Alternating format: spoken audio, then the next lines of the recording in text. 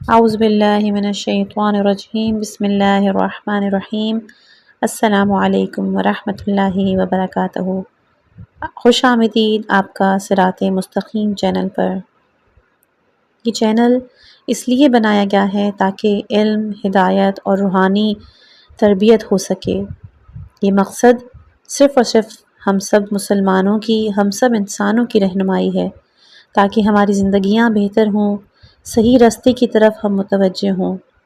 اس میں ہم مختلف موضوعات پر معلوماتی ویڈیوز، دینی مسائل، اخلاقی تعلیمات کو انشاءاللہ پیش کرنے کی کوشش کریں گے۔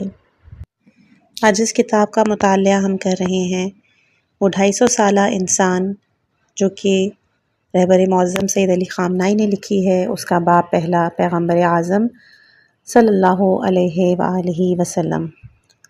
پیغمبر اکرم صلی اللہ علیہ وآلہ وسلم کی اصل ذمہ داری حق اور حقیقت کی طرف دعوت اور اس کی راہ میں جہاد تھا۔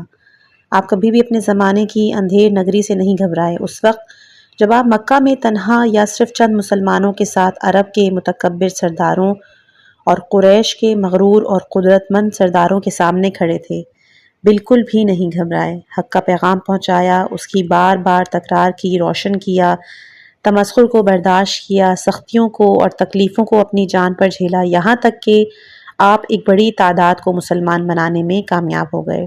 نہ ہی اس وقت گھبرائے کہ جب آپ نے حکومت اسلامی تشکیل دینے کے بعد اس کی زمام اپنے ہاتھوں میں لی، اس وقت بھی آپ کے رنگ رنگ کے دشمن موجود تھے، چاہے وہ عرب کے مسلح گروہ ہوں، یعنی حجاز اور یمانہ کے بیابانوں میں ہر طرف پھیلے ہوئے وحشی، یا پھر اس زمانے کے بڑے بڑے بادشاہ، یعنی اس زمانے کی بڑی عالمی طاقتیں ایران اور روم، جنہیں کہ سپر پاورز کہا جاتا تھا اس زمانے کا۔ پیغمبر صلی اللہ علیہ وآلہ وسلم نے ان کو خطوط لکھے، ان سے بحث کی، ان کے مقابلے میں لشکر کشی کی، اس راستے میں مشکلات اٹھائیں، اقتصادی پابندیوں سے دوچار ہوئے، اور نوبت یہاں تک آئی کہ کبھی کبھی 2-3 دنوں تک مدینے کے لوگوں کو کھانے کے لیے روٹی میسر نہیں آتی۔ بے شمار خطروں نے ہر طرف سے آپ کو گھیرا ہوا تھا۔ اس صورتحال میں کچھ لوگ پریشان ہوتے تھے، کچھ کے ایمان متزلزل ہونے لگے، کچھ طنز کرنے لگتے، کچھ پیغمبر کو مصالحت کی طرف ترغیب دلانے لگتے، لیکن اس دعوت و جہاد کے کارزار میں ایک لمحہ کے لیے بھی آپ کی ارادوں اور اقدام میں کمی و کجی نہیں آئی۔ آپ نے پوری قدرت کے ساتھ اسلامی معاشرے کو ترقی کی راہ پہ گامزن کیا اور اسے عزت اور قدرت کے اوج کمال تک پہنچا دیا۔ تب یہ معاشرہ اور نظام آپ کی استقامت کی برکت سے آئندہ چند سالوں میں دنیا کی پہلی بڑی طاقت میں تبدیل ہو گیا۔ بعثت پیغمبر، بیداری کا آغاز۔ متواتر اور معروف حدیث کی بنا پر خود پیغمبر صلی اللہ علیہ وآلہ وسلم نے ارشاد فرمایا، بُعِثْتُ لِأُتَمِّمَ مَكَارِمَ الْأَخْلَاقِ۔ بعثت اس ہدف کے ساتھ وجود میں آئی کہ اخلاقی کرامتیں اور روح بشر کی فضیلتیں عمومیت پیدا کریں اور کمال تک پہنچیں۔ جب تک کوئی شخص خود برترین مکارم اخلاق کا حامل نہیں ہوگا، تب تک خدا اسے یہ عظیم ذمہ داری ہرگز نہیں عطا کرے گا۔ اسی لیے ہم دیکھتے ہیں کہ خداوند بعثت کے اوائل میں پیغمبر کو خطاب کرتے ہوئے سورہ قلم آیت نمبر 4 میں بیان کرتے ہیں، اور آپ بلند ترین اخلاق کے درجے پر ہیں۔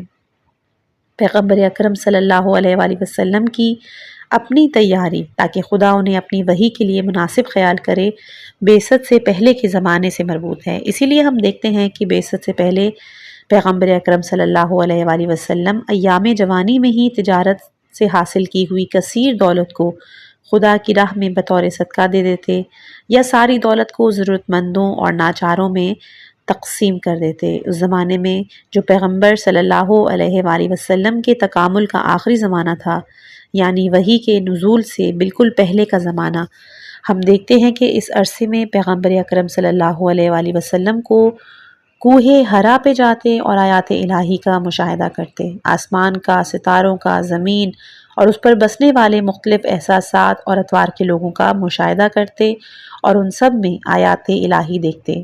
روز بروز حق کے سامنے آپ کے خضوع میں اضافہ اور آپ کا دل ارادہ الہی اور اس کے امر و نہی کے آگے جھکتا چلا جاتا۔ روز بروز آپ کے وجود میں جاری اخلاق کے چشموں کا بہاؤ تیز تر ہوتا جاتا۔ روز بروز اخلاق کے نہال آپ کے وجود میں پنپتے ہیں۔ روایات میں موجود ہے کان عاقل الناس و اکرمہم۔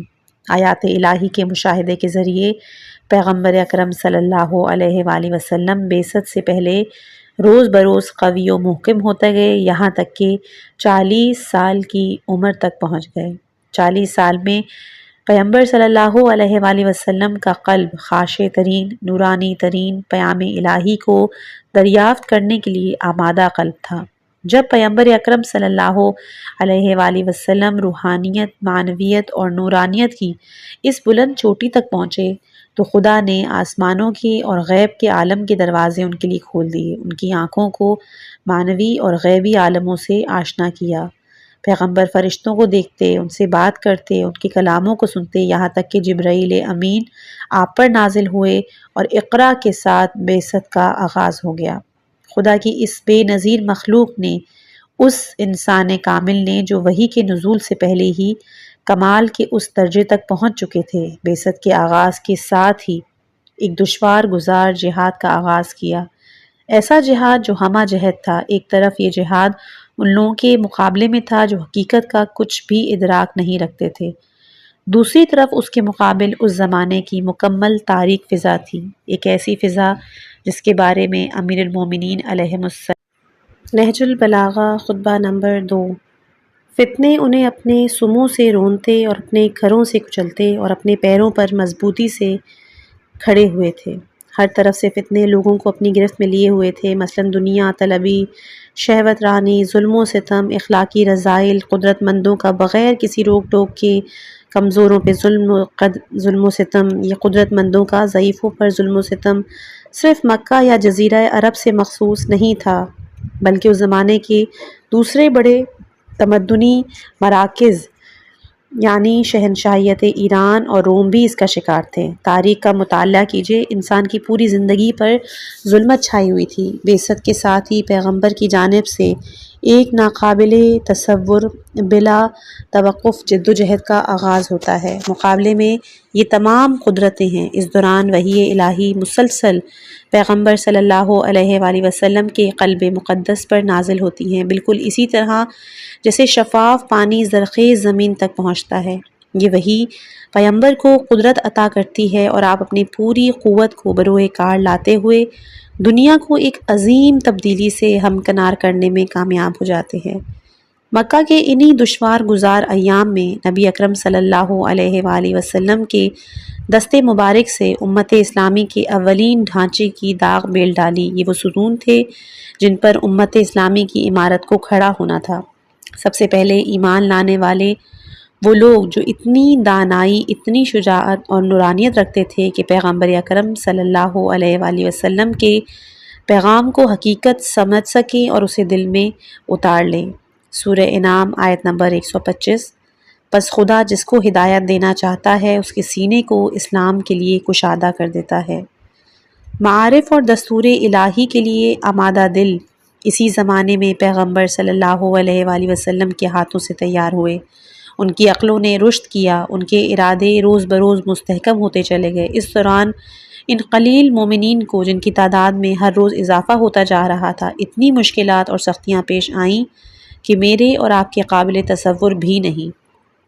اس ظلمت قدرے میں جس کی ساری اقدار جاہلیت کی اقدار ہے، جہاں تعصب، کینہ پروری، شقاوت، ظلم، شہوت، بیجا غیرت ایک دوسرے کے ساتھ متحد اور غلط ملت ہو کر لوگوں کو کچل دے رہے تھے، اسلام کا ظہور ہوتا ہے گویا سنگلاخ پتھروں کا سینہ چیر کر سرسبز پودا نکل آتا ہے۔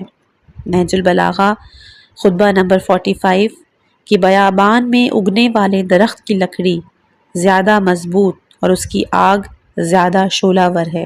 امیر المومنین علیہ السلام کا یہ کلام اسی حقیقت کی طرف اشارہ ہے کہ یہ نہال پتھروں میں پھوٹا، پتھروں میں ہی اس نے اپنی جڑیں بنائیں اور پھر رشد کرتا چلا گیا، کوئی طوفان اس کو اپنی جگہ سے نہ ہلا سکا۔ اسی طرح 13 سال بیت گئے اور پھر انہی مستحکم بنیادوں پر اسلامی اور نبوی معاشرے کی عمارت کھڑی کی گئی، ایسا معاشرہ جو اس وقت کے عرب معاشروں کے برعکس ایک مہذب معاشرہ تھا، اسلامی نظام کا سنگ بنیاد۔ امت کی تشکیل فقط سیاست تک محدود نہیں بلکہ استثنائے سیاست اس کا ایک حصہ ہے۔ اس کا ایک اور اہم حصہ بھی تھا تمام افراد کی تربیت۔ سورہ جمعہ آیت نمبر 2۔ اس خدا نے مکے والوں میں ایک رسول بھیجا جو انہی میں سے تھا کہ ان کے سامنے آیات کی تلاوت کرے، ان کے نفوس کو پاکیزہ بنائے اور انہیں کتاب اور حکمت کی تعلیم دے۔ ہر ایک دل پیغمبر کے زیر تربیت تھا، ہر عقل کو، ہر ذہن کو پیغمبر علم اور دانش کی تعلیم دیتے تھے۔ حکمت، علم، کتاب سے ایک درجہ بالا تر ہے۔ پیغمبر صلی اللہ علیہ وآلہ وسلم انہیں فقط قوانین و مقررات نہیں سکھاتے بلکہ ان کی آنکھوں کو حقائق عالم کی طرف موڑتے۔ 10 سال تک پیغمبر صلی اللہ علیہ وآلہ وسلم اس طریقے سے آگے بڑھتے رہے، ایک طرف سیاست اور حکومت کی باغ دوڑ، اسلام کی اشاعت، مدینے سے باہر رہنے والے گروہوں میں بتدریج اسلام کی ترویج و تبلیغ کے لیے زمین ہموار کرنا، اور دوسری طرف ایک ایک فرد کی تربیت۔ ان دونوں کو ایک دوسرے سے جدا نہیں کیا جا سکتا۔ کچھ لوگ اسلام کو فقط ایک فردی دستور العمل جانتے تھے اور سیاست کو اس سے جدا کر دیتے تھے، جبکہ پیغمبر اکرم صلی اللہ علیہ وآلہ وسلم نے مکے کی دشواریوں سے نجات پاتے ہی ہجرت کے بعد جو سب سے پہلا کام کیا تھا وہ سیاست تھا۔ اسلامی معاشرے کی تشکیل، اسلامی حکومت کی تشکیل، اسلامی نظام اور فوج کی تشکیل، دنیا کے بڑے سیاست دانوں کو خطوط، دنیا کے سیاسی نقشے پر ظہور، یہ سب کچھ سیاست ہے۔ کس طرح اسلام کو آپ سیاست سے جدا کریں گے؟ سیاست کو کس طرح اسلام کی ہدایت کے بغیر کسی اور کی ہدایت میں سمجھا اور اجرا کیا جا سکتا ہے؟ سورہ حجر آیت نمبر 91 کہ جن لوگوں نے قرآن کو ٹکڑے کر دیا ہے۔ بعض لوگ قرآن کو جدا جدا کر دیتے ہیں۔ اسی طرح تحفۃ العقول صفحہ 485 میں بیان ہے کہ کتاب کے بعض حصوں پر ایمان لاتے ہیں اور بعض کا انکار کرتے ہیں۔ اس کی عبادت پر ایمان لے آتے ہیں لیکن اس کی سیاست پر ایمان نہیں لاتے۔ سورہ حدید آیت نمبر 25 بے شک ہم نے اپنے رسول کو واضح دلائل کے ساتھ بھیجا ہے اور ان کے ساتھ کتاب اور میزان نازل کیا ہے تاکہ لوگ انصاف کے ساتھ قیام کریں۔ یہ اس میں بالقسط جو اینڈ ہوتی ہے آیت، اس میں یہ قسط کیا ہے؟ قسط یعنی معاشرے میں اجتماعی عدالت کا قیام۔ یہ کام کون انجام دے سکتا ہے؟ معاشرے کی تشکیل، عدالت اور قسط کے ساتھ یہ ایک سیاسی کام ہے۔ جن کے ہاتھوں میں ملک کی عنان ہو وہی یہ کام انجام دے سکتا ہے، اور یہ ہے انبیاؤں کا۔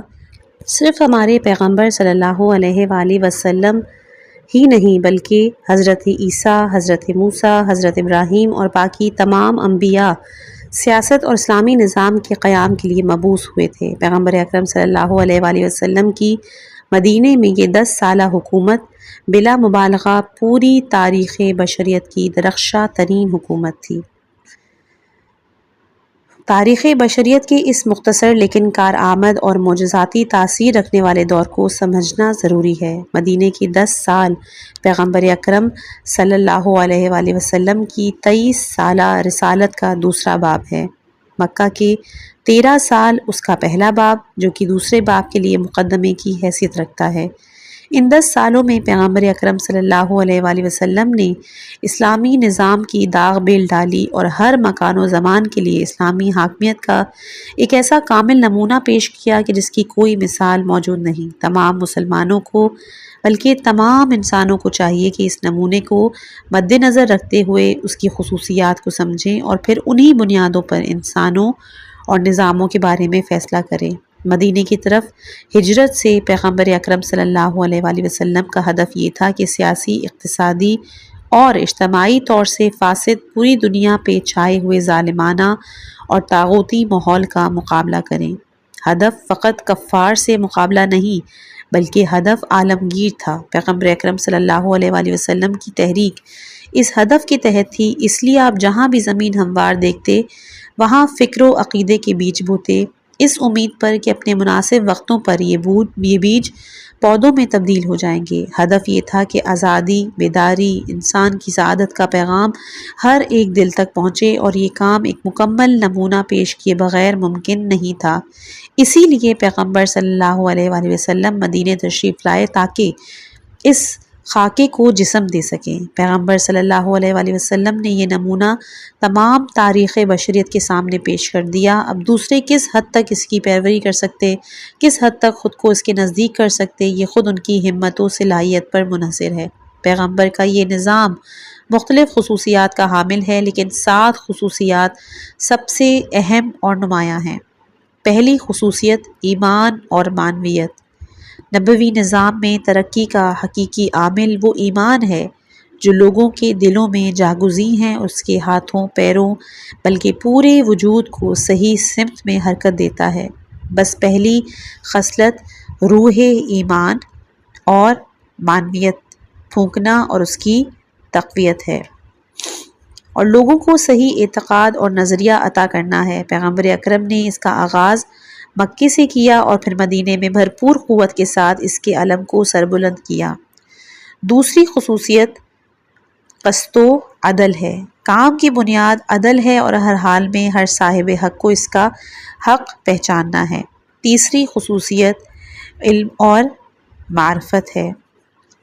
نبوی نظام میں ہر چیز کی بنیاد علم، شناخت، آگہی اور بیداری ہے۔ کسی کی آنکھوں پر پٹی باندھ کر اس کو کسی سمت میں حرکت نہیں دی جا سکتی، بلکہ لوگوں کو آگاہی، معرفت اور تشخیص کی صلاحیت کے ساتھ فعال یعنی پرو ایکٹیو عنصر میں تبدیل کیا جاتا ہے، نہ کہ ایک منفعل عنصر میں یعنی ری ایکشنری عنصر میں۔ جو چوتھی خصوصیت جو ہے وہ ہے محبت اور اخوت کی۔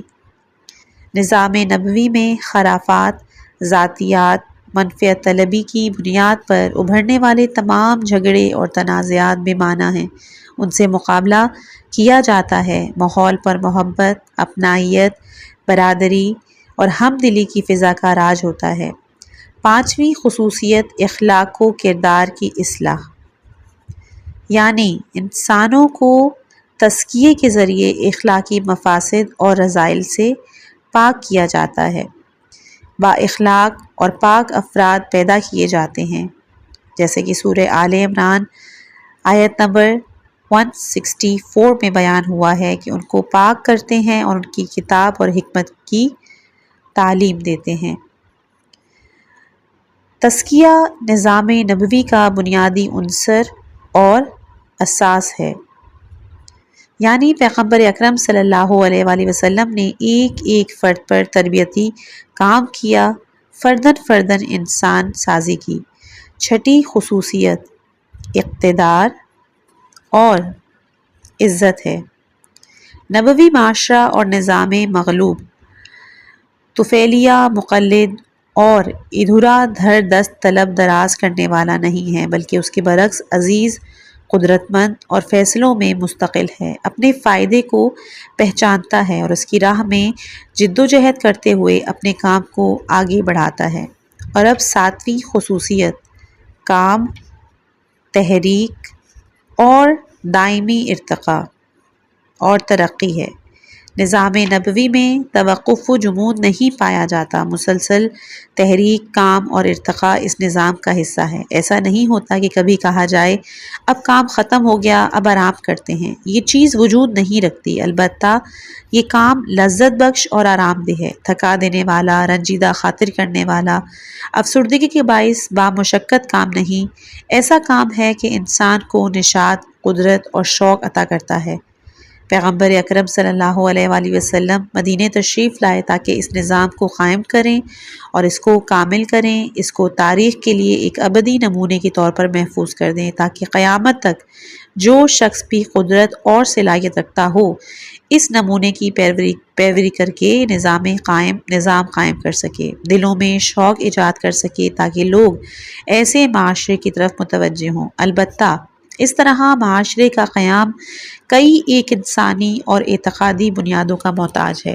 اول صحیح عقیدہ اور صحیح افکار وجود رکھتے ہوں تاکہ ان افکار پر اس نظام کی بنیاد رکھی جا سکے۔ پیغمبر نے ان افکار اور عقائد کو مکے کے 13 سالوں میں توحید، عزت نفس، دوسرے معارف کے قالب میں لوگوں کے لیے واضح کر دیا تھا۔ اس کے بعد مدینے میں بھی آپ نے دم بدن لوگوں کو ان بلند معارف کی جو اس نظام کی بنیاد ہیں تعلیم دی، لوگوں کے لیے انہیں واضح کیا۔ دوسرا، کیونکہ اسلامی نظام فردی اساس پر استوار نہیں ہے، اسی لیے انسانی بنیادیں اور ستون لازم ہیں تاکہ یہ عمارت ان ستونوں پر کھڑی ہو سکے۔ پیغمبر نے ان میں بہت سے ستونوں کو مکے میں ہی تیار کر لیا تھا، البتہ پیغمبر کے پاس مرتبوں کے اختلاف کے ساتھ صحاباؤں کی ایک کثیر تعداد موجود تھی جو مکہ کی سختیوں سے پر 13 سالوں کی محنت اور کوششوں کا نتیجہ تھی۔ ایک جماعت وہ تھی جو یثرب میں پیغمبر کی ہجرت سے پہلے آپ کے پیغام کو سن کر وجود میں آئی، جیسا کہ سعد بن معاذ، ابو ایوب انصاری وغیرہ۔ بعد میں جب آپ مدینے میں تشریف لائے تو آپ نے داخل ہوتے ہی انسان سازی کا کام شروع کیا اور روز بروز لائق مدیر، بلند مرتبہ، شجاع، بے لوث، با ایمان، قوی اور با معرفت انسان اس بلند اور شاندار عمارت کے ستونوں کی حیثیت سے مدینے میں پروان چڑھتے رہے۔ مدینہ جو کہ پیغمبر کی ہجرت سے قبل اس شہر کا نام یثرب تھا، ہجرت کے بعد اس کا نام مدینۃ النبی پڑ گیا، جو کثرت استعمال سے اب مدینہ رہ چکا ہے۔ مدینہ کی طرف ہجرت پیغمبر نے نسیم بہار کی مانند کی تھی، جو اس شہر کی فضا میں پھیلی اور سب نے محسوس کیا کہ جیسے ایک خوش آئند کشادہ فضا وجود میں آ گئی ہے۔ اسی لیے دل بیدار اور متوجہ ہوئے جب لوگوں نے سنا کہ پیغمبر قبا میں وارد ہو گئے ہیں۔ قبا مدینے کے نزدیک ایک مقام ہے، آپ نے 15 دن وہاں پر قیام فرمایا تھا۔ تو لوگ جو تھے وہ روز بروز مدینے والوں کے دلوں میں آپ کے دیدار کا شوق بڑھتا گیا اور بعض افراد قبا جاتے، آپ کی زیارت کرتے، واپس آتے۔ بعض افراد مدینے میں ہی منتظر تھے کہ آپ تشریف لائیں۔ بعد میں جب آپ مدینے آئے تو آتش شوق اور یہ لطیف نسیم لوگوں کے دلوں میں ایک طوفان میں تبدیلی ہو گئی جس نے دلوں کو بدل ڈالا۔ ناگہاں یہ احساس ہوا کہ پرانے عقائد اور جذبات، قبائلی تعصب، وابستگیاں ان کے کردار، رفتار، گفتار سے رخصت ہو گئیں اور وہ حقائق خلقت عالم اور اخلاقی معارف کی سمت کھلنے والے ایک نئے دریچے سے آشنا ہوئے۔ یہی طوفان تھا جس نے سب سے پہلے دلوں میں انقلاب برپا کیا اور مدینے کے اطراف میں پھیلا، پھر مکے کے قلعے کو اس نے فتح کیا، آخر کار دور دراز راہوں کی طرف گامزن ہوا، یہاں تک کہ اس وقت کی 2 بڑی مملکت اور سلطنتوں کے قلوب تک آ پہنچا۔ جہاں کہیں بھی گیا دلوں کو موہ لیا، انسانوں کے اندر انقلاب برپا کیا۔ صدر اول کے مسلمانوں نے ایران اور روم کو ایمان کی قوت سے فتح کیا۔ حملے کا نشانہ بننے والی قومیں اور ملتی جب کبھی ان کو دیکھتی تو صرف دیکھتے ہی ان کے دلوں میں بھی ایمان پیدا ہو جاتا۔ شمشیر اس لیے تھی کہ رکاوٹوں اور حکومت و طاقت کے سرکردہ افراد کو راستے سے ہٹا سکے، ورنہ عام لوگوں نے ہر جگہ اس طوفان کو پا لیا تھا۔ اس زمانے کی 2 عظیم سلطنتیں یعنی روم اور ایران اپنی گہرائیوں تک اسلامی نظام اور مملکت کا جز بن گئیں۔ اس تمام کام میں صرف 40 سال لگے، 10 سال پیغمبر کے زمانے کے اور 30 سال پیغمبر کے بعد۔ پیغمبر جیسے ہی مدینے میں داخل ہوئے، آپ نے اپنے کام کا آغاز کر دیا۔ آپ کی زندگی کی حیرت انگیزیوں میں سے ایک یہ ہے کہ ان 10 سالوں میں آپ نے ایک لحظہ بھی ضائع نہیں کیا۔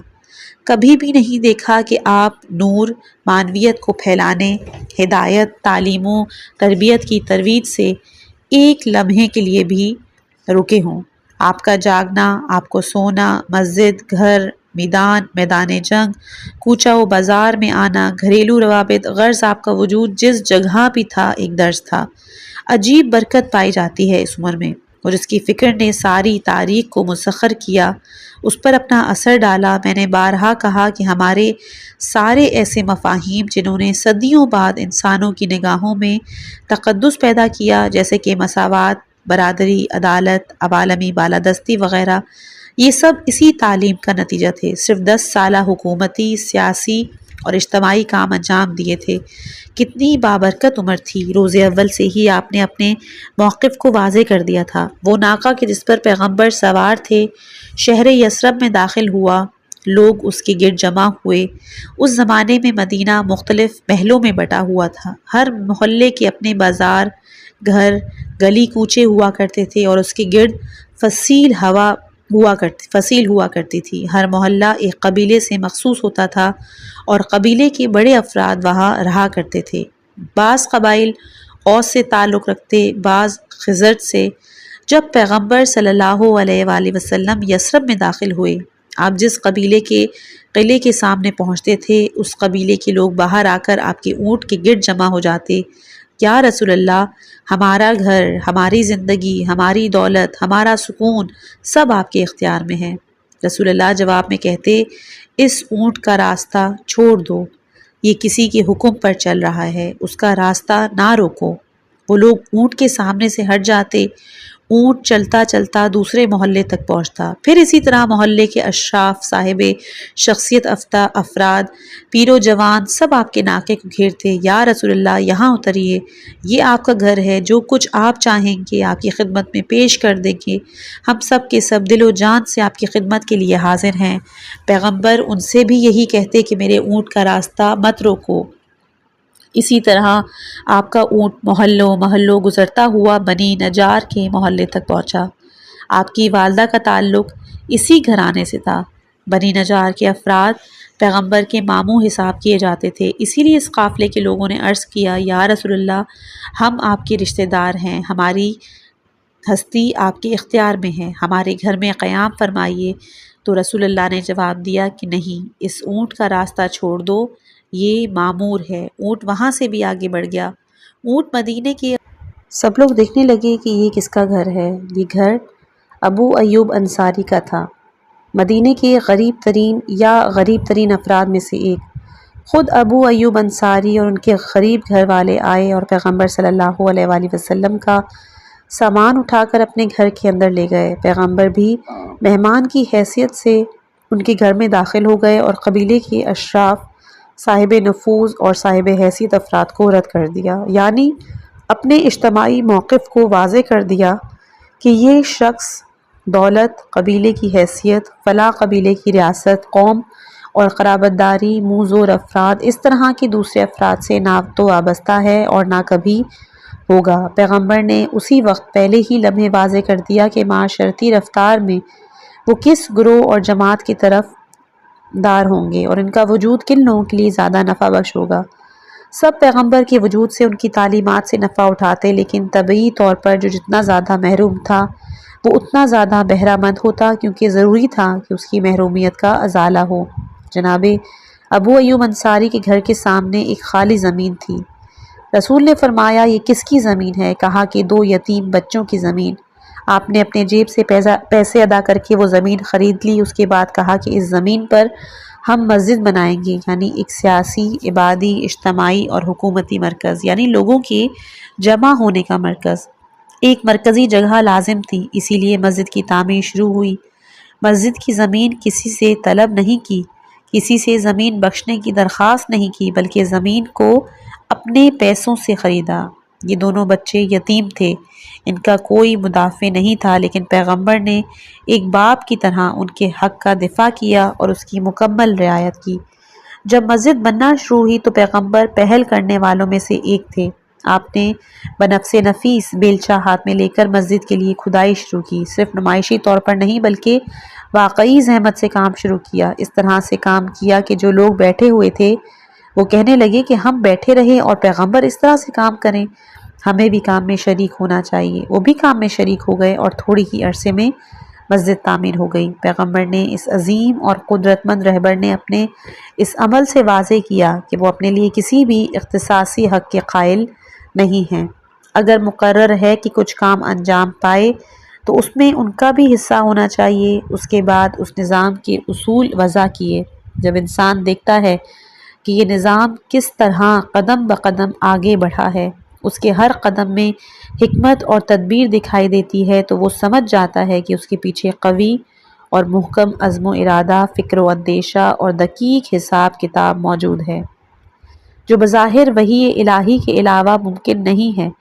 اگر آج کوئی ان 10 سالوں کے حالات و واقعات اور ماحول کا لحظہ بلحظہ سمجھنا چاہے، وہ نہیں سمجھ سکتا کہ یہ سب اتنی کم مدت میں کس طرح ہوا۔ اگر انسان ہر چیز کو جداگانہ حساب کرے تو کسی بھی چیز کی طرف متوجہ نہیں ہوگا۔ لازم ہے کہ کاموں کی ترتیب کو دیکھے کہ کس طرح سب کام تدبر، عقل مندی، حساب کتاب کے ساتھ صحیح طور پر انجام پائے ہیں۔ سب سے پہلے ایجاد و وحدت ہے۔ مدینے کے سب لوگ تو مسلمان نہیں ہوئے، اکثریت مسلمان ہو گئی تھی، لیکن ایک قلیل تعداد غیر مسلموں کی بھی تھی۔ اس کے علاوہ یہودیوں کے 3 اہم قبیلے تھے، بنو قینقاع، بنو نذیر، بنو قریظہ۔ یہ بھی مدینے میں ساکن تھے۔ یہ اپنے قلعوں میں رہا کرتے تھے جو تقریباً مدینے سے جڑے ہوئے تھے۔ مدینے میں ان کی آمد 100-200 سال قبل ہوئی تھی۔ وہ مدینہ کیوں آئے تھے؟ یہ خود ایک مفصل اور ایک طولانی داستان ہے۔ جب پیغمبر صلی اللہ علیہ وآلہ وسلم مدینے میں وارد ہوئے، اس وقت 2-3 چیزیں ان کی اہم خصوصیت تھیں۔ ایک یہ کہ مدینے کی اصلی دولت ان کے اختیار میں تھی۔ کھیتی باڑی کی بہترین زمینیں، بہترین تجارت، سود بخش ترین صنعت، مثلا سونا چاندی کے زیورات، یہ سب ان کے ہاتھ میں تھا۔ لوگ ضرورت کے وقت ان سے رجوع کرتے تھے، ان سے قرض لیتے اور سود ادا کرتے، یعنی مالی اعتبار سے پورا مدینہ ان کی گرفت میں تھا۔ دوسری چیز یہ کہ اپنی ثقافت کے اعتبار سے بھی یہ لوگ مدینے والوں پر برتری رکھتے تھے، کیونکہ یہ اہل کتاب تھے، اس لیے مختلف دینی معارف اور مسائل سے یہ لوگ آگاہ تھے، جو اہل مدینہ کے نیم وحشی ذہنوں سے بہت دور تھے۔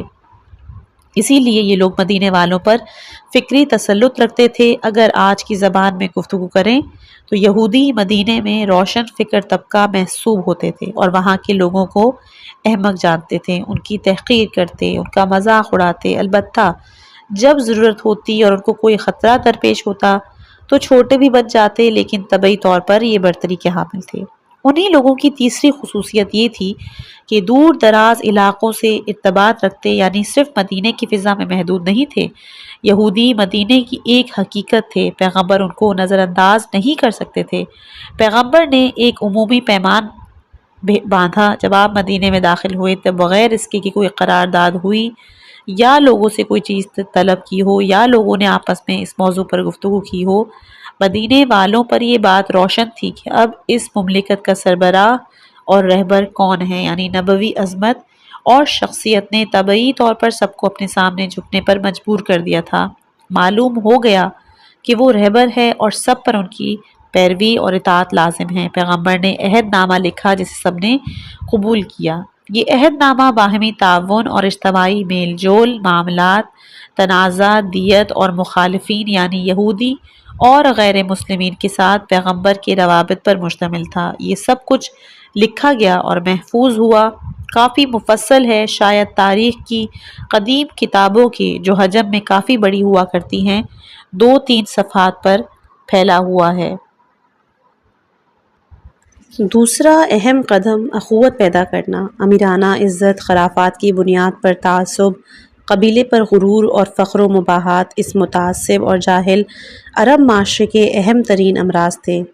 پیغمبر نے اخوت ایجاد کر کے ان سب کو اپنے پیروں تلے رون ڈالا۔ فلاں قبیلے کے رئیس کو فلاں یعنی اجتماعی لحاظ سے پست یا متوسط شخص کے ساتھ اخوت کے رشتے میں منسلک کر دیا۔ کہا کہ تم آپس میں بھائی ہو۔ انہوں نے پوری رغبت اور میل کے ساتھ اس برادری کو قبول کیا۔ اشراف اور بزرگان کو آزاد شدہ مسلمان غلاموں کے برابر قرار دیا۔ اس کے ذریعے اجتماعی وحدت کے راستے کی تمام رکاوٹوں کو دور کر دیا۔ جب مسجد کے لیے مؤذن انتخاب کرنے کا مرحلہ آیا تو اچھی آواز اور اچھی شکل و صورت کے بے شمار افراد موجود تھے۔ متعدد بڑی شخصیات بھی موجود تھیں، لیکن ان سب کے درمیان بلال حبشی کو منتخب فرمایا۔ شکل و صورت، آواز، خاندانی شرف، ان میں سے کوئی بھی چیز معیار نہیں تھی۔ معیار تھا تو صرف اسلام و ایمان، خدا کی راہ میں جدوجہد اور فداکاری۔ دیکھیے کس طرح اپنے عمل سے اقدار کو واضح کیا۔ اس سے پہلے کہ ان کی بات دلوں پر اثر کرے، ان کی سیرت اور ان کے عمل نے لوگوں کے دلوں میں گھر کر لیا۔ اسلامی نظام کی حفاظت۔ اس کام کو نتیجے تک پہنچنے کے لیے 3 مرحلے درکار تھے۔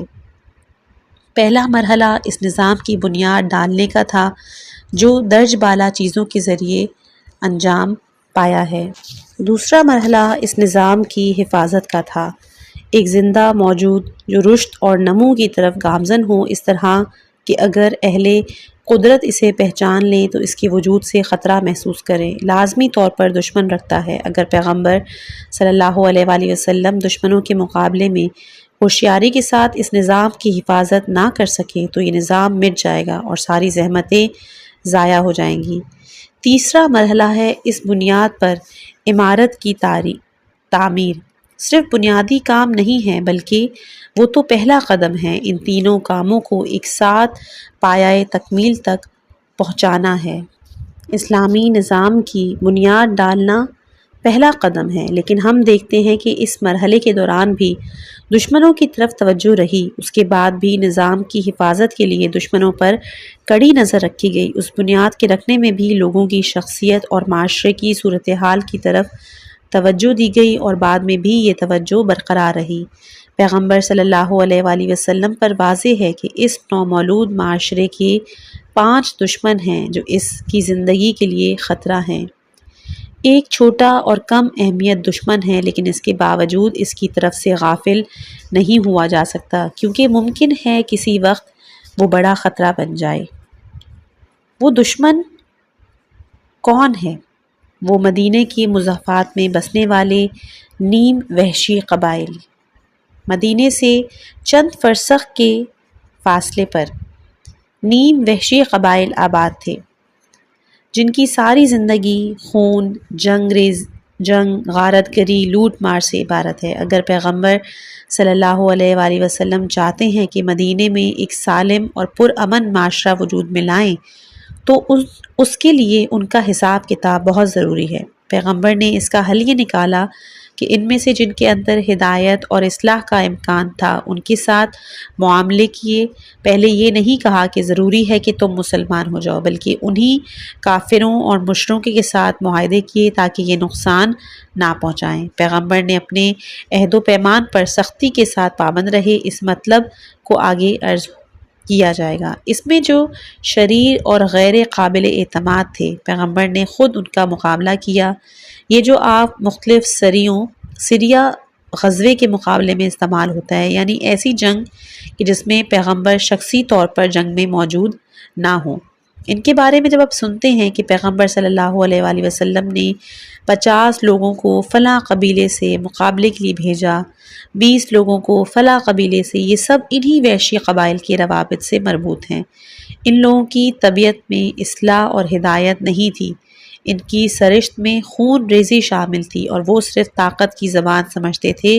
اسی لیے پیغمبر نے طاقت کے ذریعے ان کو زیر کیا اور ان کے فتنے کو خاموش کیا۔ جو دوسرا دشمن تھا وہ مکہ ہے، کہ جو کہ ایک مرکز ہے۔ صحیح ہے کہ مکے میں باقاعدہ حکومت نہیں تھی، لیکن متکبر، قدرت مند اور با اثر اشراف کا ایک گروہ مل کر مکے پر حکومت کرتا تھا۔ ان میں آپس میں اختلاف تھے، لیکن اس نومولود اسلام کے مقابلے میں یہ سب ایک تھے۔ پیغمبر صلی اللہ علیہ وآلہ وسلم جانتے تھے کہ اصلی خطرہ ان کی طرف سے ہے، اور عملی طور پر بھی ایسا ہی ہوا۔ رسول کو احساس تھا کہ اگر ان کو ان کے حال پہ چھوڑ دیا گیا، یہاں تک کہ وہ خود مقابلے کے لیے آئیں، تو یقیناً ان کو فرصت مل جائے گی۔ اسی لیے پیغمبر خود ان کے مقابلے کے لیے نکلے، البتہ مکے کا رخ نہیں کیا۔ ان کے کاروان کا راستہ مدینے کے نزدیک سے گزرتا تھا۔ پیغمبر نے وہاں سے مقابلے کا آغاز کیا۔ جنگ بدر اس سلسلے کی ایک اہم ترین جنگ ہے۔ پیغمبر نے کاروانوں کا راستہ روکا، اور وہ بھی پورے تعصب اور ہٹ دھرمی کے ساتھ آپ کے مقابلے کے لیے آئے۔ ہجرت کے دوسرے سال میں خداوند بزرگ کی طرف سے مسلمانوں کو یہ خبر مل گئی تھی کہ وہ کافروں کے ایک گروہ پر کامیابی حاصل کریں گے۔ قریش کے سرداروں کے اموال کو اٹھائے ایک کاروان شام سے مدینے کی طرف آ رہا تھا تاکہ مدینے کے کنارے سے ہوتے ہوئے مکے تک پہنچ سکے۔ جب قریش کے کفار کو مسلمان دلاوروں کی طرف سے اس خطرے کا پتہ چلا تو انہوں نے اپنے مال کی حفاظت کے لیے ایک مسلح لشکر مدینے کی طرف روانہ کیا۔ مسلمان زیادہ اس بات کی طرف مائل تھے کہ مال و متاع کے حامل تجارتی کاروان جس کے ساتھ خاص محافظ بھی نہیں ہیں اس کا راستہ روکے، لیکن خدا کا حکم یہ تھا کہ قریش کے کافروں کے مسلح لشکر کا مقابلہ کیا جائے۔ قرآن میں سورہ انفال آیت نمبر 7 میں خداوند متعال فرماتا ہے، اور اس وقت کو یاد کرو جب کہ خدا نے تم سے وعدہ کر رہا تھا کہ 2 گروہوں میں سے ایک تمہارے لیے بہرحال ہے، اور تم چاہتے تھے کہ وہ طاقت والا گروہ نہ ہو۔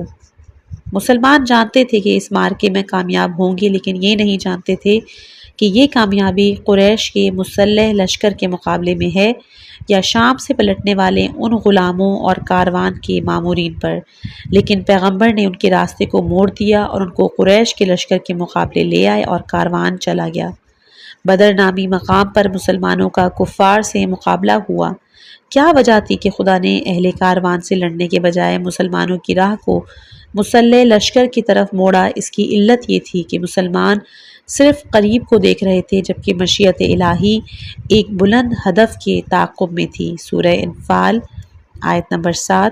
اور اللہ اپنے کلمات کے ذریعے حق کو ثابت کرنا چاہتا ہے۔ خدا یہ چاہتا ہے کہ حق چہرہ پوری دنیا پر ظاہر ہو۔ سورہ انفال آیت نمبر 8، تاکہ حق ثابت ہو جائے اور باطل فنا ہو جائے، چاہے مجرمین اسے کس قدر برا کیوں نہ سمجھیں۔ خدا چاہتا ہے کہ باطل زائل ہو جائے، جس کی طبیعت میں ہی زوال پذیری ہے، ایک ہی مرتبہ اس کی بساط اٹھا دی جائے۔ کیا قرار نہیں ہے کہ اسلام تمام طاغوتی اور شیطانی قدرتوں کو سرنگوں کر دے اور ان کے تسلط کو ختم کر دے؟ کیا یہ طے نہیں ہے کہ مسلمان امت، سورہ بقرہ آیت نمبر 143، کہ دنیا کے لوگوں پر گواہ رہو؟ کیا یہ طے نہیں کہ مسلمان امت ہو؟ کیا یہ طے نہیں کہ اسلام کا پرچم انسانی اور بشری بلندی کی انتہا پر لہرایا جائے؟ پھر کب، کس طرح اور کس راہ سے؟ اس وقت کے مسلمان آپس میں یہ سوچ رہے تھے کہ اگر وہ اس ثروت مند کاروان کو اپنے قبضے میں کر لیں تو اس تازہ اپنے پیروں پر کھڑے ہونے والے اسلام کو قوت ملے گی، اور وہ صحیح سوچ رہے تھے، لیکن اس سے زیادہ بلند اور قیمتی ایک اور فکر بھی تھی۔ وہ بلند فکر یہ ہے کہ آج ہم پیغمبر کے گرد جمع مسلمان، آج ہم اس حد تک پہنچ گئے ہیں کہ ہم اپنی فکر اور اپنی راہ کو مستضعف اور محروم معاشرے اور ظلمت اور تاریکی میں ڈوبی ہوئی دنیا میں نافذ کر سکتے ہیں۔ اس ظرف میں اتنا پانی موجود ہے، یہ خود بہہ کر اس خشک اور خاردار زمین، ان درختوں اور ننھے پودوں تک پہنچے۔ یہ ہے بالا ترین فکر۔ اگر طے یہ ہے کہ اسلام اپنی حقیقی کامیابی تک پہنچے، اگر فیصلہ یہ ہے کہ اسلام کا باوقار و باعظمت نظام کمزوروں اور حرمان نصیبوں کے علاقوں تک پہنچے، ظلم و ستم کے قلعے ایک ایک کر کے اس کے سامنے سر نگوں ہوتے چلے جائیں، تو یہ ضروری ہے کہ کسی جگہ سے تو اس کام کا آغاز ہو۔ صدر اسلام کے با اخلاص مسلمان نہیں جانتے تھے کہ کہاں سے آغاز کریں۔ یہ خدا ان کو سکھاتا ہے، یہ موقع ان کے لیے فراہم کرتا ہے، اور اس لشکر کو کہ جو قریش کے مال پر قبضے کے لیے باہر نکلا تھا، ایک ایسی جنگ کی طرف موڑ دیتا ہے جس سے وہ بچنا چاہتے تھے۔ کیوں؟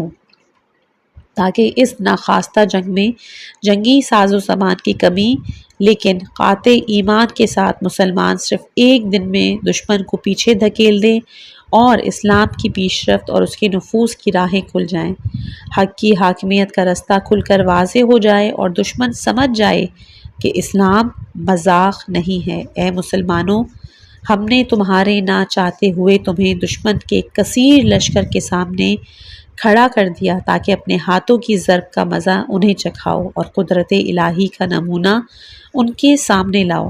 جنگ بدر میں خدا کی رحمت و فضل اور مسلمانی کی ہمت و الہی نصرت سے مسلمانوں کو کامیابی نصیب ہوئی، لیکن دشمن اپنی جلدی اپنی دشمنی سے دستبردار ہونے والا نہیں تھا۔ اسی لیے پھر اس نے جنگ احد میں شکست کا ازالہ کرنے کی کوشش کی۔ اس جنگ میں بھی شروع میں مسلمانوں نے اپنے اتحاد اور اتفاق کی وجہ سے دشمنوں کو شکست دے دی، لیکن اس فوری کامیابی کے بعد وہ 50 لوگ کہ جو پہاڑی درے کی حفاظت پر مامور تھے، اس خوف سے کہ کہیں مال غنیمت جمع کرنے میں وہ لوگ پیچھے نہ رہ جائیں، اپنی ذمہ داری کو بھول کر غنائم جمع کرنے کے عمل میں شامل ہو گئے۔ صرف 10 سپاہی اپنی جگہ پہ قائم رہے اور اپنی ذمہ داریوں کو ادا کیا۔ دشمنوں کو موقع ملا کہ وہ پہاڑی کے پیچھے سے گھوم کر اس درے سے، جس پر اب کافی محافظ نہیں تھے، مسلمانوں پر حملہ کر دیں، اور یہ حملہ مسلمانوں کے لیے بہت گرا ثابت ہوا۔ اسلام کو شکست نہیں ہوئی، لیکن اسلام کی کامیابی میں تاخیر ہوئی۔ سید الشہداء حضرت حمزہ جیسے شجاع عزیز سردار کو اس راہ میں قربان ہونا پڑا۔ خدا مسلمانوں کو عبرت اور غور فکر کی طرف دعوت دیتا ہے، کہتا ہے کہ ہم نے اپنے وعدے پر عمل کیا تھا، ہم نے کہا تھا کہ تم دشمنوں پر غالب آؤ گے اور تم غالب ہو گئے تھے، لیکن جب یہ تین خصلتیں، یہ تین خصوصیتیں تمہارے اندر آئیں تو تمہیں ان کا نقصان اٹھانا پڑا۔ یہ تین خصوصیتیں عبارت ہے: پہلی صفت، آپس میں اختلاف کرنے لگے، تم نے اپنی صفوں کی وحدت اور وحدت کلمے کو خراب کیا۔ دوسری صفت، سست ہو گئے، تم نے اپنے اس پہلے والے جذبے اور ہمت کو کھو دیا۔ تیسری صفت کہ تم اپنے پیغمبر اور رہبر جو تمہارے امور کے ذمہ دار ہیں ان کے حکم سے سرتابی کی۔ جب یہ تین صفتیں تمہارے اندر پیدا ہوئیں تو دشمن کو یہ موقع ملا اور وہ پشت سے تم پر حملہ آور ہوا، جس کے نتیجے میں اسلام کے عزیز ترین فرزند خاک و خون میں نہا کر شہادت کے افتخار تک پہنچے اور عالم اسلام کو ان کو کھو دینے کا خمیازہ بھگتنا پڑا۔ آخری اہم جنگ جس میں کفار پیغمبر کی طرف آئے جنگ خندق تھی۔ کفار نے اپنی تمام تر قوت کو جمع کیا اور دوسروں سے بھی مدد لی۔ ان کا ارادہ تھا کہ پیغمبر اکرم صلی اللہ علیہ وآلہ وسلم جو ہے ان کو اور ان کے 200-400 قریبی ساتھیوں کو قتل کر کے مدینے کو بھی تاراج کریں گے۔ اس کے بعد مسلمانوں کا کوئی نام و نشان ہی نہیں بچے گا۔ اس سے پہلے کہ وہ لوگ مدینے پہنچتے، رسول حالات سے آگاہ ہو گئے اور آپ نے خندق کھدوائی۔ مدینے میں صرف ایک جگہ سے داخل ہوا جا سکتا تھا، اس لیے اس جگہ تقریباً 40 میٹر کی خندق کھودی گئی۔ رمضان کا مہینہ تھا، بعض روایات کے مطابق موسم بہت سرد تھا، اس سال بارش بھی نہیں ہوئی جس کی وجہ سے لوگوں کی کوئی درآمد بھی نہیں تھی، غرض یہ کہ مشکلات زیادہ تھیں۔ ان سخت حالات میں خندق کی کھدائی میں خود پیغمبر نے بھی حصہ لیا۔ خندق کھودنے کے دوران جب کوئی شخص تھک جاتا اور کام نہیں کر پاتا تو پیغمبر اس کے ہاتھ سے کدال لے کر اس کی جگہ کام کرتے۔ پیغمبر نے صرف حکم نہیں دیا بلکہ بنفس نفیس لوگوں کے ہمراہ اور ان کے درمیان موجود رہے۔ کفار خندق کے کنارے پہنچے، انہوں نے دیکھا کہ وہ اس کو پار نہیں کر سکتے، لہٰذا شکستہ، مایوس اور ناکام واپس لوٹ گئے اور پیغمبر نے کہا کہ قریش کا ہم پر یہ آخری حملہ تھا، اس کے بعد ہماری باری ہے، اب ہم مکے کی طرف ان کے پیچھے جائیں گے۔ اس کے 1 سال کے بعد پیغمبر نے فرمایا کہ ہم عمرے کے لیے جانا چاہتے ہیں۔ صلح حدیبیہ کا واقعہ اس زمانے میں پیش آیا۔ یہ بہت ہی پرمغز اور ایک عمیق واقعہ ہے۔ پیغمبر صلی اللہ علیہ وآلہ وسلم نے عمرے کے قصد سے مدینے کی طرف سفر کیا۔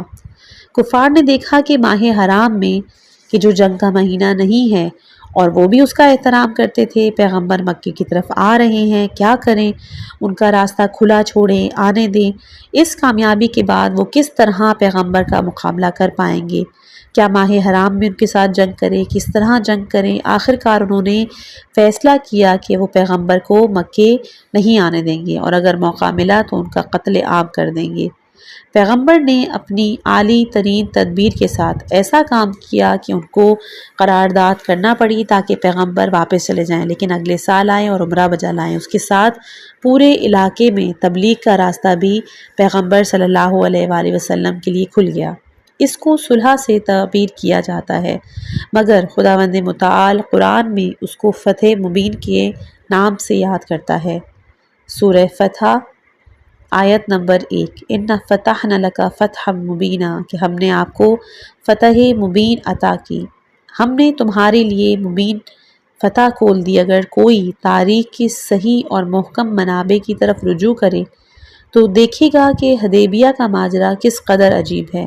اس صلح کے اگلے سال پیغمبر عمرے کے لیے گئے اور کفار کی خواہش کے برس اس عظیم ہستی کی عظمت و شوکت میں روز بروز اضافہ ہوتا گیا۔ ہجرت کے 8ویں سال جب کفار اپنے عہد پر باقی نہ رہے تو پیغمبر صلی اللہ علیہ وآلہ وسلم نے جا کر مکے کو فتح کر لیا۔ ایسی عظیم فتح جو پیغمبر کے تسلط اور اقتدار کی عکاس ہے۔ اس بنیاد پر پیغمبر نے اس دشمن کے ساتھ بھی تدبیر، قدرت، صبر و حوصلے کے ساتھ بغیر گھبرائے، حتیٰ ایک قدم پیچھے ہٹے بغیر مقابلہ کیا اور روز بروز لحظہ بلحظہ مسلسل آگے بڑھتے رہے۔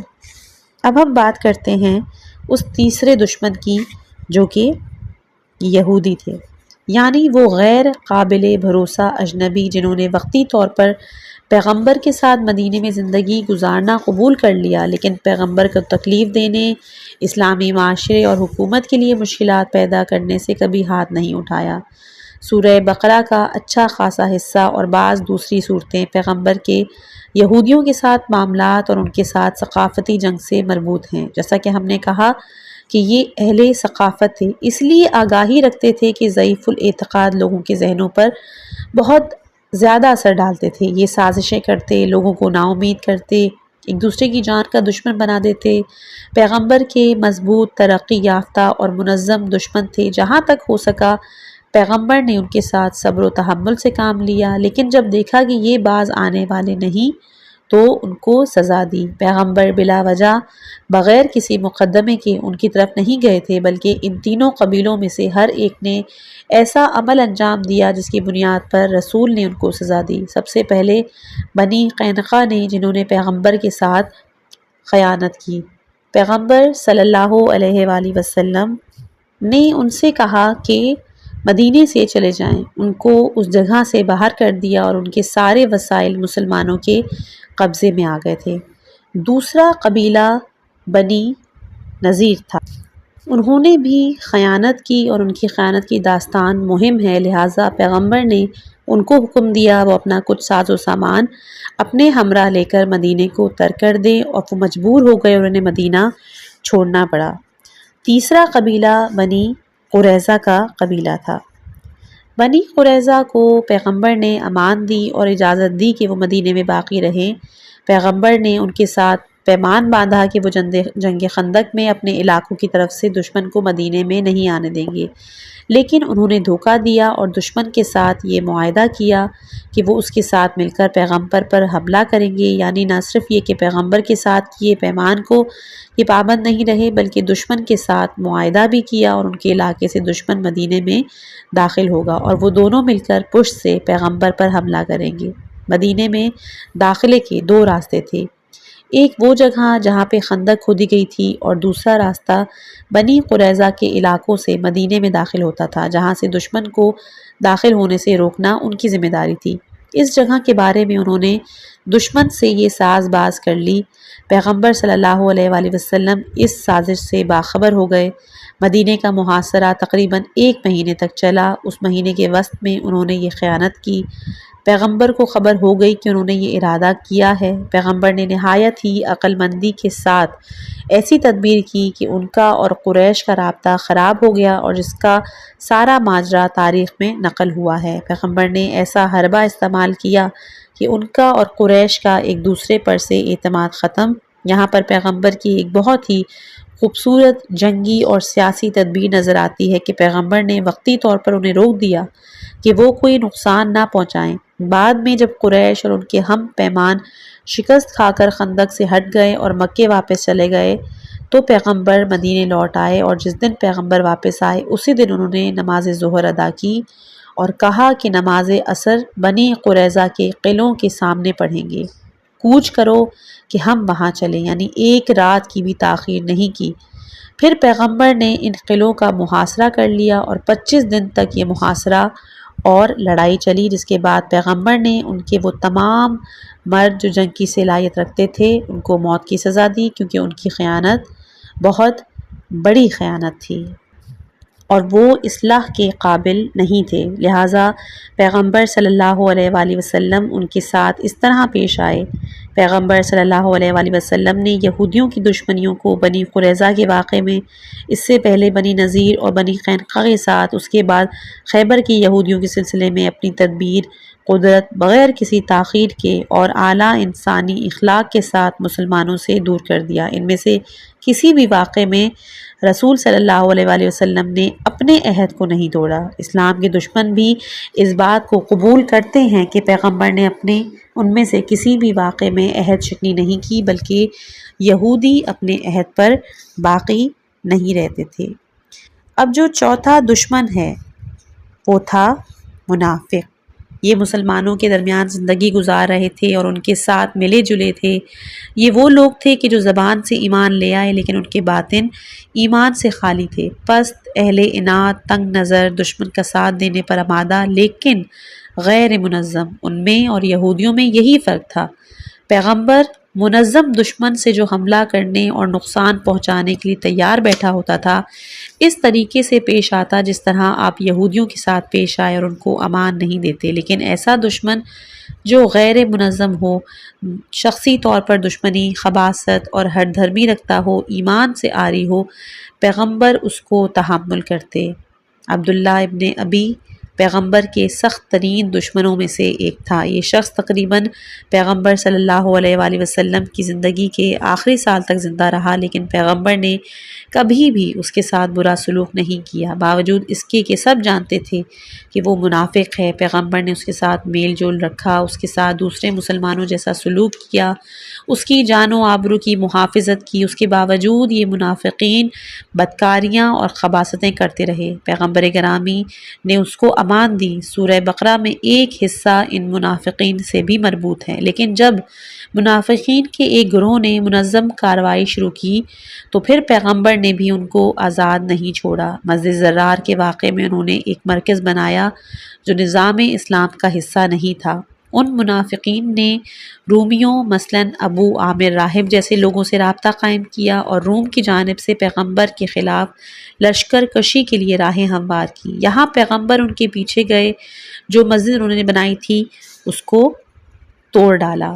فرمایا یہ مسجد نہیں ہے بلکہ خدا اور لوگوں کے خلاف سازش کی جگہ ہے۔ انہی منافقین میں سے ایک گروہ جب مدینے جا کر پیغمبر اور مسلمانوں کے خلاف سازش کرنے لگا اور لشکر کشی کے منصوبے بنانے لگا تو پیغمبر صلی اللہ علیہ وآلہ وسلم نے ان سے مقابلہ کیا اور فرمایا کہ اگر یہ نزدیک آئیں گے تو ہم جا کر ان سے جنگ کریں گے۔ مدینے کے اندر بھی منافقین تھے، لیکن پیغمبر ان کو کچھ نہیں کہتے تھے۔ پس بنا بر این تیسرے گروہ کے ساتھ پیغمبر کا سلوک منظم اور قاطع تھا، لیکن چوتھے گروہ کے ساتھ ہمیشہ نرمی کا رویہ رکھتے تھے کیونکہ یہ منظم نہیں تھے اور ان کا خطرہ فردی خطرہ تھا۔ پیغمبر غالباً اپنے سلوک سے ان کو شرمندہ کرتے تھے۔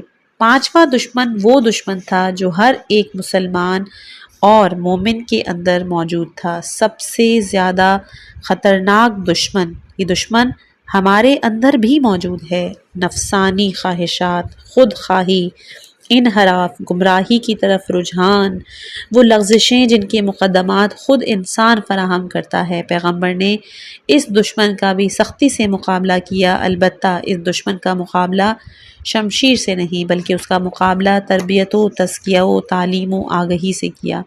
اسی لیے جب لوگ انتہائی زحمتیں اٹھا کر جنگ سے واپس آئے تو پیغمبر نے کہا کہ تم چھوٹے جہاد سے لوٹ آئے ہو، اب بڑے جہاد میں مشغول ہو جاؤ۔ لوگوں نے کہا یا رسول اللہ، حیرت ہے، اس سے بھی بڑا کون سا جہاد ہے؟ ہم نے اتنی زحمتوں کے ساتھ اتنا عظیم جہاد کیا، کیا اس سے بڑا کوئی جہاد موجود ہے؟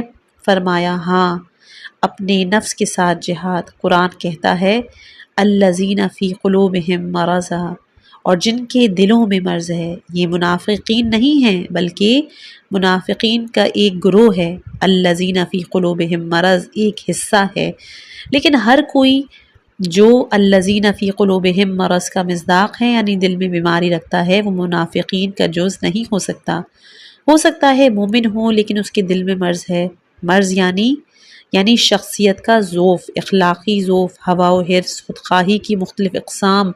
اگر ان سب کا راستہ نہیں روکا، ان کا مقابلہ نہیں کیا تو یہ ایمان کو تم سے لے کر تمہیں اندر سے کھوکھلا کر دیں گے۔ جب ایمان چلا گیا تو تمہارا دل ایمان سے خالی اور ظاہر با ایمان ہے، اس وقت ایسے شخص کا نام منافق ہے۔ اگر خدا نخواستہ میرا اور آپ کا دل ایمان سے خالی ہو گیا، اس حال میں کہ ہمارا ظاہر ایمانی ہے، ایمان اور اعتقاد کے تقاضے اور اس سے دلی وابستگی ختم ہو گئی، لیکن ہماری زبان اسی طرح ایمانی باتیں کرتی رہی جس طرح پہلے کرتی تھی، تو یہ نفاق ہوگا اور یہ خطرناک ہے۔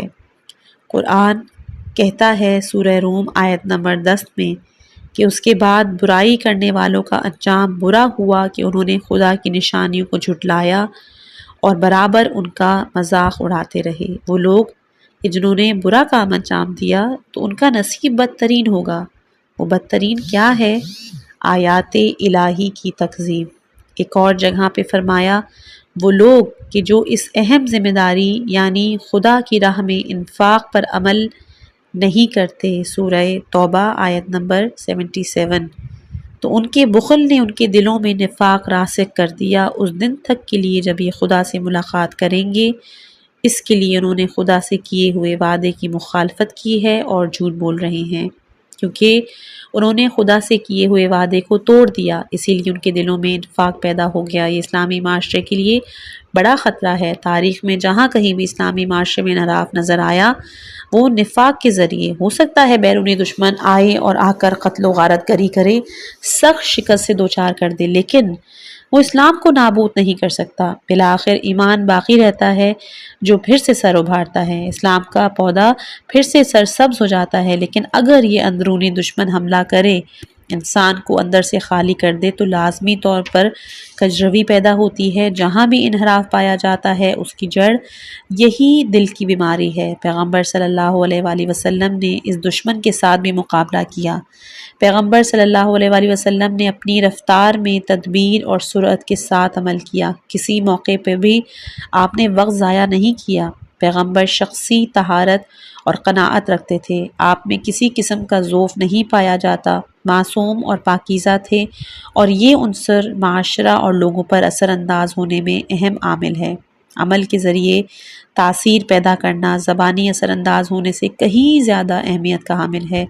پیغمبر کی گفتار دو ٹوک اور سری تھی، کبھی بھی غیر واضح ذو معنی گفتگو نہیں فرمائی، البتہ جب دشمن کے مقابلے میں ہوتے بہت ہی گہری سیاست سے کام لیتے اور دشمن کو غلط فہمی میں ڈال دیتے۔ مومنین اور لوگوں کے ساتھ ہمیشہ صاف شفاف واضح بات کرتے اور جہاں ضرورت ہوتی وہاں نرمی کا مظاہرہ کرتے، جیسے عبداللہ ابن ابی کا قصہ کہ جو خود بہت زیادہ تفصیل رکھتا ہے۔ پیغمبر نے کبھی بھی افراد و گروہ حتیٰ سخت ترین دشمن جیسے مکے کے کفار کے ساتھ بھی کیے ہوئے عہد و پیمان کو نہیں توڑا، گو کہ دوسروں نے عہد شکنی کی جس کا پیغمبر نے محکم جواب دیا۔ آپ نے کبھی بھی اپنے عہد و پیمان کی خلاف ورزی نہیں کی، اسی لیے سب جانتے تھے کہ اگر آپ کے ساتھ کوئی معاہدہ اور قرارداد ہوئی ہے تو اس پر اعتبار کیا جا سکتا ہے۔ دوسری طرف پیغمبر نے تضرع کو ہاتھ سے نہیں جانے دیا، بلکہ روز بروز خدا سے اپنے رابطے کو محکم تر کرتے گئے۔ میدان جنگ کے وسط میں کہ جب اپنی فوجوں کو منظم کر رہے ہوتے، انہیں جنگ کے لیے تیار کر رہے ہوتے، جوش دلاتے، خود اسلحہ تھام کر اپنی فوج کی سربراہی کر رہے ہوتے، انہیں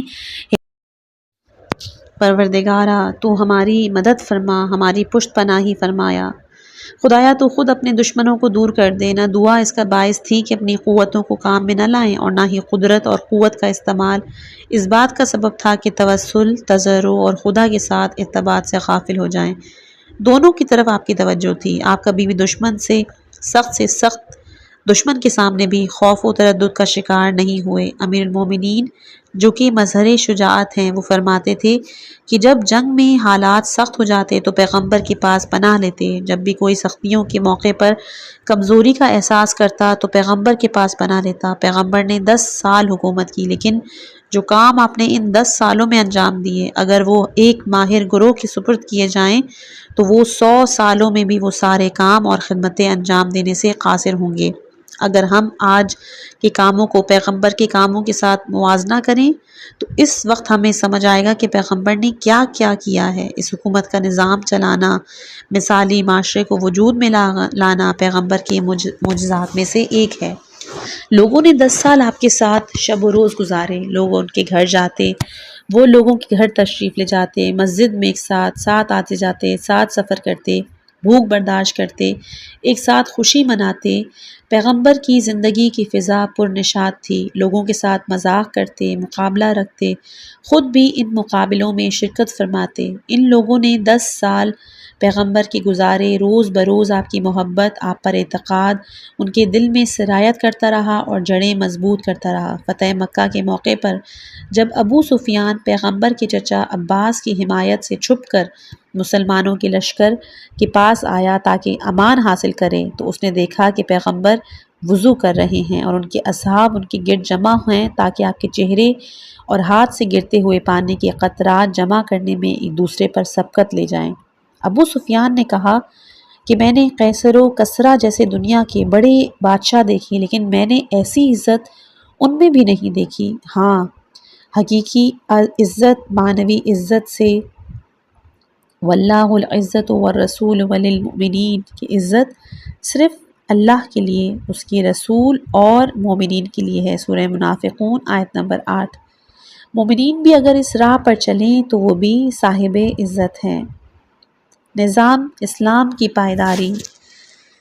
خم غدیر کا واقعہ بہت ہی اہم اور اسلامی تاریخ، اسلامی حکومت کا مستقبل معین کرنے والا ایک واقعہ ہے۔ غدیر خم جس کو ہم سب جانتے ہیں، اس واقعے کو دو زاویوں سے دیکھا جا سکتا ہے۔ ایک زاویہ شیعوں سے مخصوص ہے، جبکہ دوسرا زاویہ اسلام کے تمام فرقوں سے تعلق رکھتا ہے۔ اس زاویے کے پیش نظر یہ احساس دنیا بھر کے مسلمانوں میں پیدا ہونا چاہیے کہ عید غدیر جو اس عظیم واقعے کی یادگار ہے، صرف شیعوں سے تعلق نہیں رکھتی۔ اس واقعے سے متعلق پہلی نظر شیعوں سے مخصوص ہے، کیونکہ غدیر خم میں امیر المومنین پیغمبر کے ہاتھوں خلافت کے منصب پر فائز ہوئے۔ اسی دن اور اسی واقعے میں کسی نے رسول خدا سے سوال کیا کہ کیا یہ اعلان آپ صلی اللہ علیہ وآلہ وسلم کی طرف سے ہے یا خدا کی طرف سے؟ تو رسول نے فرمایا من اللہ و رسول، کہ امر الہی بھی ہے اور میری طرف سے بھی ہے۔ شیعہ اس نظر سے اس واقعے کو عظیم سمجھتے ہیں کہ یہ واقعہ ان کے امیر المومنین کی بلا فصل خلافت پر اعتقاد کی سب سے بڑی دلیل ہے۔ البتہ اس واقعے سے امیر المومنین کی خلافت کے اسبات کے بارے میں اس دن سے لے کر آج تک ہزاروں کتابوں میں بحث ہو چکی ہے، اور میں یہاں اس موضوع پر کہ جس پر ہزاروں زبانیں اور قلم کام کر چکے ہیں کچھ اضافہ کرنے کا قصد نہیں رکھتا۔ اس واقعے کی دوسری طرف دوسری نظر جو شیعوں اور سنیوں میں مشترک ہے اور اہمیت کے لحاظ سے پہلی نظر سے کم نہیں ہے، اس کے بارے میں کچھ مزید توضیح دینا چاہتا ہوں۔ واقعہ یوں ہے کہ ہجرت کے 10ویں سال پیغمبر صلی اللہ علیہ وآلہ وسلم مدینے اور جزیرۃ العرب کے دوسرے مسلمان ہونے والے علاقوں کے مسلمانوں کے ایک گروہ کے ساتھ حج کے لیے تشریف لے گئے۔ اس سفر میں آپ نے حج خانہ خدا سے اسلامی معارف کے بیان کے لیے کامل اور قابل توجہ استفادہ فرمایا، سیاسی، نظامی، اعتقادی، اخلاقی اور دوسرے معارف بیان فرمائے۔ معنی کے مقام پر پیغمبر کی 2 تقریریں بھی نقل ہیں، ایک بظاہر 10ویں ذی الحج کو یا اسی کے آس پاس ہے، جبکہ دوسری تقریر کے بارے میں تصریح ہے کہ وہ ایام تشریق کے آخر میں ہے۔ ان 2 تاریخوں سے واضح ہوتا ہے کہ یہ 2 تقریریں ہیں، ایک نہیں۔ پیغمبر نے ان دونوں تقریروں میں تقریباً ان تمام اہم مطالبوں کو بیان کیا جس کی طرف مسلمانوں کا متوجہ ہونا ضروری ہے، اور ان میں زیادہ تر سیاسی مسائل ہیں۔ انسان یہاں بخوبی اس بات کا اندازہ لگا سکتا ہے کہ وہ لوگ جو اسلام میں حج اور سیاسی مسائل کو جدا تصور کرتے ہیں، سمجھتے ہیں کہ حج صرف اس عبادت کا حامل ہے جس کو عام طور پر عبادت ہی مانا جاتا ہے، اور ہر قسم کا سیاسی کام اس کی حدود سے باہر ہے۔ وہ لوگ کس قدر تاریخ اسلام اور پیغمبر کی سیرت سے دور اور بیگانہ ہیں۔ وہ مطالب جو ان تقریروں میں بیان ہوئے ان کو شیعہ اور سنی کتابوں میں نقل کیا گیا ہے، جس کا خلاصہ درج ذیل ہے کہ سب سے پہلے جہاد کے بارے میں گفتگو ہوئی۔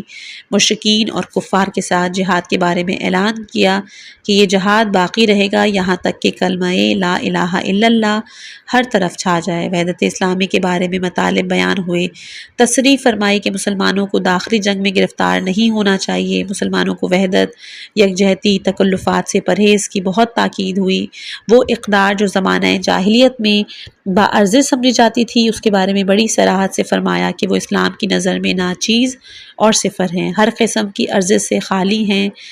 وہ اقدار جو زمانے جاہلیت میں قیمتی اور شرافت کا سبب سمجھے جاتے تھے، اس لمحہ ان سب کو اپنے قدموں تلے قرار دیتا ہوں۔ زمانہ جاہلیت کی اقدار کو مکمل طور پر رد فرمایا۔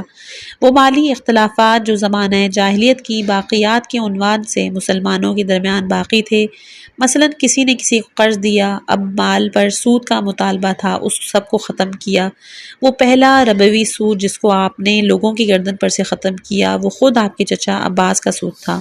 آپ کے چچا نے زمانہ جاہلیت میں لوگوں کو قرض دیا اور اب ان میں سے بہت سو سے سود کے طلبگار تھے۔ آپ نے فرمایا میں نے سود کو لوگوں کی گردن پر سے اٹھا لیا ہے، اسے ختم کر دیا ہے۔ پھر اس بات کی تکرار فرمائی کہ تقویٰ اسلامی اقدار میں سب سے زیادہ برتر اور اہم ہے۔ اس کی تصریح فرمائی کہ کسی کو کسی پر فوقیت حاصل نہیں مگر تقویٰ اور پرہیزگاری کی بدولت۔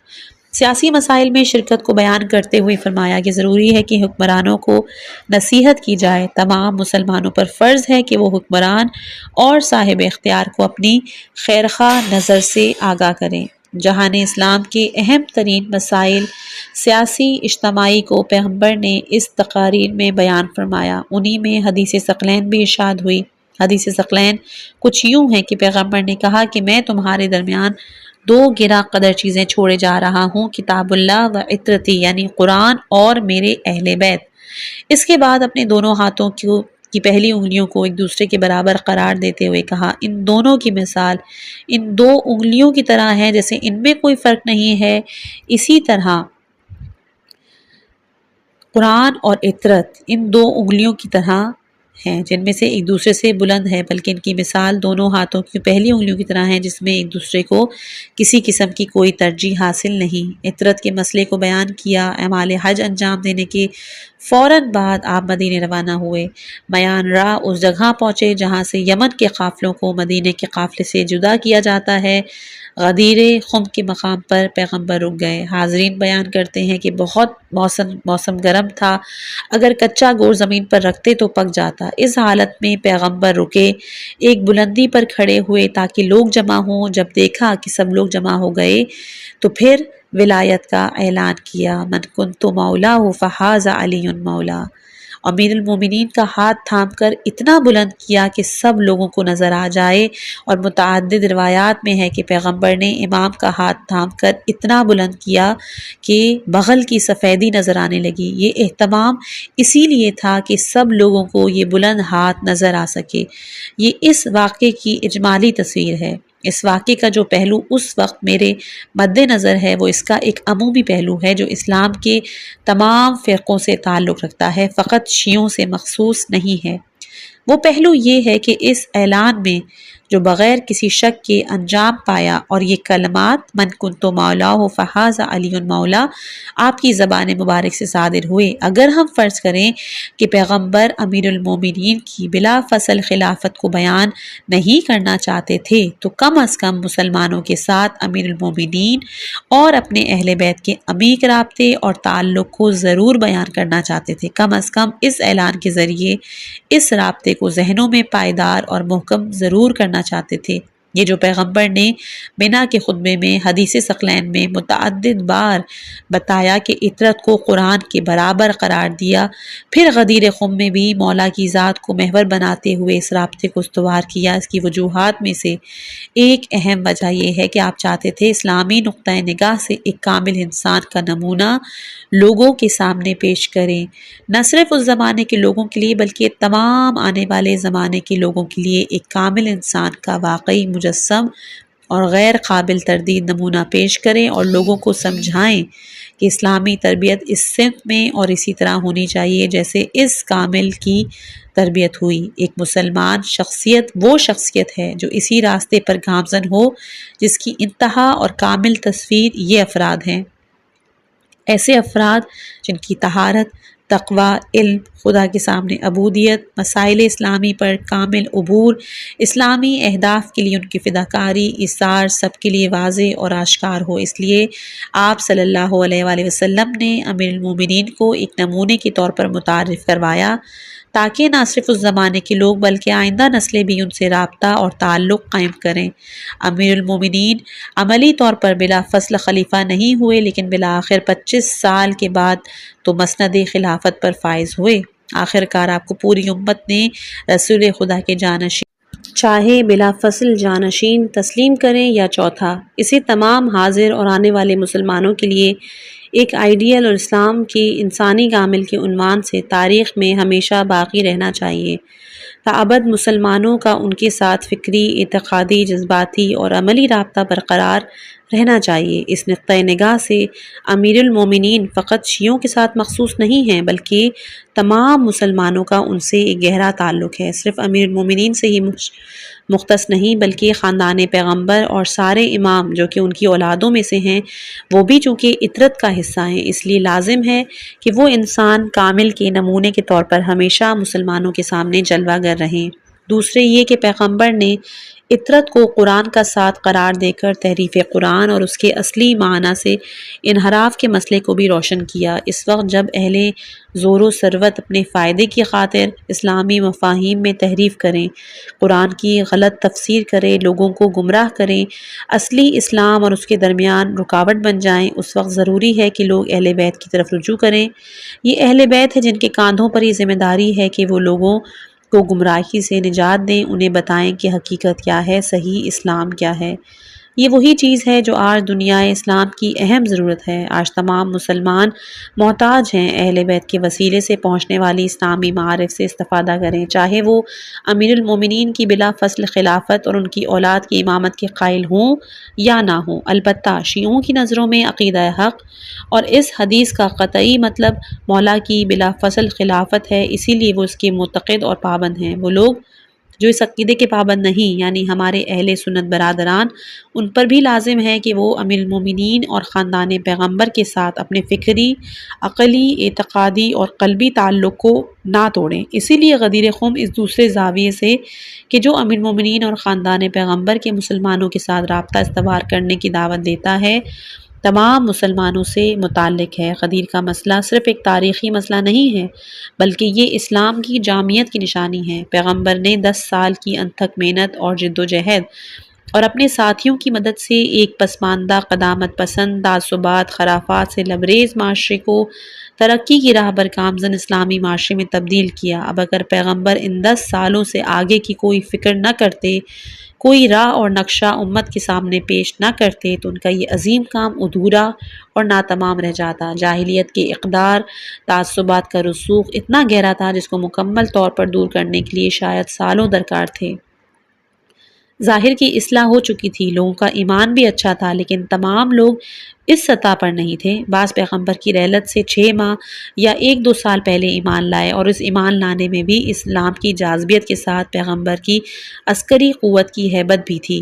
سب کے سب تو صدر اسلام کے گہرے ایمان کے حامل مسلمانوں میں سے نہیں تھے۔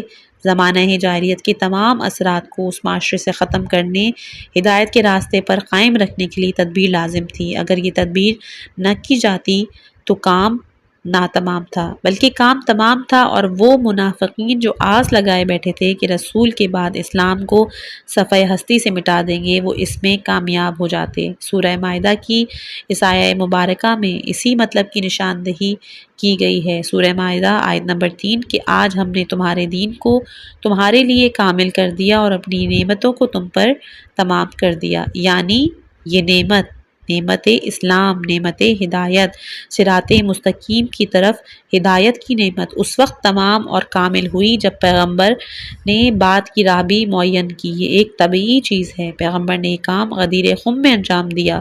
امیر المومنین کو، جن کی شخصیت، ایمان، اخلاق، شجاعت، انقلاب، مختلف طبقات کے ساتھ حسن معاشرت، الغرض ہر لحاظ سے ممتاز اور منفرد تھی، منصوب فرمایا اور لوگوں کو ان کی پیروی کا پابند بنایا۔ یہ پیغمبر کی فکر نہیں بلکہ ہدایت الہی اور دستور الہی تھا۔ پیغمبر کے باقی کلام اور ہدایت کی طرح جو سب کا سب الہام ہے، یہ بھی الہامی حکم تھا۔ پیغمبر کو خدا کا صریح حکم تھا کہ پیغمبر نے اس حکم پر عمل کیا۔ یہ ہے غدیر جو اسلام کی جامعیت، دور اندیشی، امت کی ہدایت اور زرامت کی طرف اس کی عمیق نگاہ کی نشاندہی۔ امت کی ہادی اور پیشوا کی شرائط کیا ہیں؟ وہی چیزیں ہیں جن کا مظہر امیر المومنین کی ذات ہے، یعنی تقویٰ، دین کی مکمل پابندی، غیر خدا، غیر راہ سے صرف نظر، خدا کی راہ میں بے خطر آگے بڑھنا، علم، عقل، تدبیر، قدرت، عزم، ارادہ۔ امیر المومنین کو منسوب کرنا ایک حقیقت ہونے کے ساتھ ساتھ اس کی امر کی بھی علامت ہے کہ اسلام کی مکمل حیات میں چاہے حالات کیسے ہی کیوں نہ ہوں، اسلام کے ہادی اور پیشوا کو انہی خصوصیات کا حامل ہونا چاہیے جس کی بنا پر امیر المومنین کا انتخاب عمل میں لایا گیا ہے، اور یہ ہے غدیر کی حقیقت۔ انشاءاللہ اگلے باب کے ساتھ پھر حاضر ہوں گی۔ اپنی دعاؤں میں یاد رکھیے گا، میں بھی آپ سب کے لیے ہمیشہ دعا گو رہتی ہوں کہ خدا آپ سب کے گھروں میں خیر و برکت نازل کرے، خدا آپ کو ہمیشہ بیماریوں سے، تنگ دستی سے دور رکھے، آپ کی مرحومین کو جوار رحمت میں جگہ عنایت کرے، آپ بھی مجھ حقیر کے لیے ضرور دعا کیجیے گا۔ والسلام علیکم۔